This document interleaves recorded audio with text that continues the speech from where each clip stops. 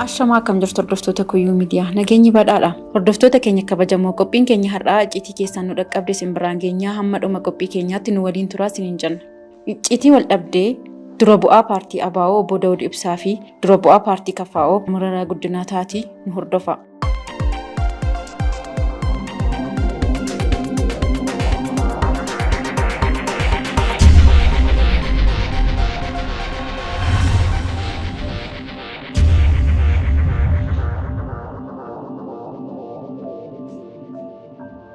Imala galateeffannaa Johaar Mohammadii fi Baqqalaa Garbaa gidduu kana Afrikaa hanga Awurooppaatti taasisaniin paartilee morkattoota lamaan gidduutti ABO fi KFO gidduutti wal dhabdee uumamee fi icciitiin keessaan nu dhaqqabde akkana turte. Mufiin inni guddaan obbo Daawud Ibsaa mufachiise qabannaa Johaar alaabaa ABO qabate osoo hin taane Johaar Mohammad deeggartoota ABO hunda hanga nama jechisiisutti kan hedduminaan Keeniyaa, Minisootaa walumaa galatti baargama jiraatan gara KFO'tti garagalchuu isaati.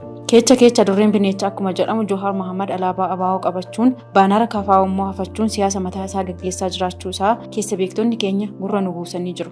Obbo Daawud Ibsaa wanti gubee isa qaqqaammachaa jiru inni guddaan qabannaa alaabichaa osoo hin taane diyaaspooraan ala taa'ee ABO shanee birriin meeshaan deeggaru gara Johaar Mohammaditti yookiin immoo gara paartii KFO'tti garagaruu isaati. Bakka buutonni paartilee kanaa lamaan Mararaa Guddinaa fi Daawud Ibsaa qabsoo faallaa bara dheeraa gaggeessaa turanis hamma guyyaa har'aatti jarri lachuu dhimma Oromoof jedhanii wanti isaan aarsaa of godhan hin turre. Sababiin isaa obbo Daawud Ibsaa gara kaabaa yoo dhaabbatu Pirofeesar Mararaan immoo gara kibbaa faallaa dhaabbachuu isaaniin Oromoo hamma har'aatti faayidaa tokko malee asiin gahuu isaati. Dhugaa fi ulfi bulee mul'ata akkuma jedhamu maqaa paartii KFO Mararaa Guddinaa fi maqaa paartii ABO obbo Daawud Ibsaan hamma Dr. Abiyyi dhufee waanjoo garbummaa uummata Oromoo irraa cabsetti jarreen buleeyyiin kun lamaan Oromoo miidhuu malee fayyadanii hin beekan. Faayidaa ofiif fiiguu malee faayidaa Oromoof gaafa waa godhan agarree hin beeknu.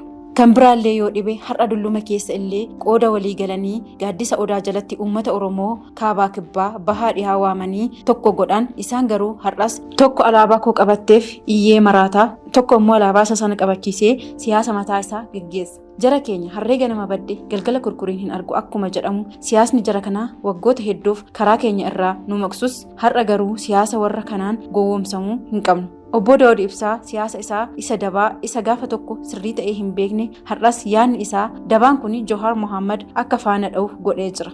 Marii tibbana Johaar Mohammad baargamatti diyaasfooraa waliin gochaa jiru kanarratti obbo Daawud Ibsaa as taa'ee gaaffii gadi bu'aa gaaffii tuffii Johaar Mohammad hin madaalle karaa bakka bu'oota isaa fi waltajjicha keessatti garee juuntaa hirmaachisuun gaafachiisaa Johaar Mohammad akka qoraa jiru agarra. Keessa beekettiin keenya har'aa akka jettutti baaleenis ta'ee booleen Johaar Mohammad irra keessa kokkolfaa keessa isaatti garuu deeggartoota ABO shanee gara isaatti yookiin gara paartii KFO'tti naanneffachuuf akka ta'e bal'inaan nutti himtee jirti. Johaar Mohammad dirree siyaasa mataa isaa babal'ifachuun akka halbee qara lamaa karaa lamaan muraa jiraachuu kan hubatan qondaaltonni ABO kan akka obbo Daawud Ibsaa fa'aa aariin mataa of irraa ciraa kan hafan osoo hin taane shira Johaar Mohammad miidhu yaada akka jiranis bira geenyee jirra. Shirri ABO ajjechaa fi darara qaama hamaan kan beekamee fi uummanni bal'aan kan ragaa ba'udha. Asii si waliin taa'anii kokkolfaa gola keessaa ammoo kan si nyaachuuf albee qaratu akka namaaf qopheessan beekamaadha. Paartileen lamaan kun kaayyoo manaa ba'aniif dagatanii yeroo faayidaa dhuunfaaf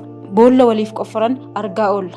Sanas ta'e kana uummanni Oromoo kan wal isa nyaachisu osoo hin taane kan wal isa baachisu akka duudhaa isaa isa ganamaatti kan sirna hammannaa fi guddifachaatti amanee amansiisu kan akka Dr. Abiyyi isa barbaachisa malee kan wal isa nyaachisu waan barbaadu miti. Johaar Mohammad gaafa mana hidhaatii hiikamu dubbachuu dida jennee hedduu qeeqnee turre. Har'a garuu gaafa dubbatu xiyyeeffannoo isaa ABO gara KFO'tti jijjiiruu yaaduu isaati. Haa ta'u malee yaadni isaa kun obbo Daawud Ibsaa fi waahillan isaa hirriba dhorkuun hanga xalayaa barreessutti geessisuu isaati. Xiinsisni alaabaan kaate kun Johaar Mohammadii fi itti gaafatamtoota paartii KFO aarsaa guddaa akka hin kaffalchiifne of eeggannoo cimaa gochuu qabu. Sababiin isaa ABO shaniin michuu jara nama nyaataa juuntaa waan ta'aniif armaan duras Oromoo fakkaachaa afaan Oromoo dubbachaa qaqqaalii keenya hedduu nu jalaa galaafachuun miidhaa hedduu akka biyyaatti akka sabaatti akka maatiitti nurraan ga'aa turuun isaanii ni yaadatama. ABO shaniin ammas dhimuma Jawaarii fi paartii KFO ilaalchisee hokkara kaasuuf qophaa'aa akka jiran keessa beekettiin keenya har'aa ni eerti. Siyaasa gatiin isaa rakasaa fi hedduu gadi bu'aa ta'eef lubbuu namaa dhabuu hin qabnu. erga lubbuu namaa dhabne immoo biyyi keenya gara goolama hamaa keessa galuu hin qabdu. Sababiin isaas biyyi kun kan dhaabbilee muraasaa osoo hin taane kan sabaa fi sablammoota hedduu kan uummanni miiliyoona 120 keessa jiraatan waan ta'eef sababa jeejotaa yookiin gabgaabbota siyaasaaf miidhama hin malleef saaxilamuu hin qabnu.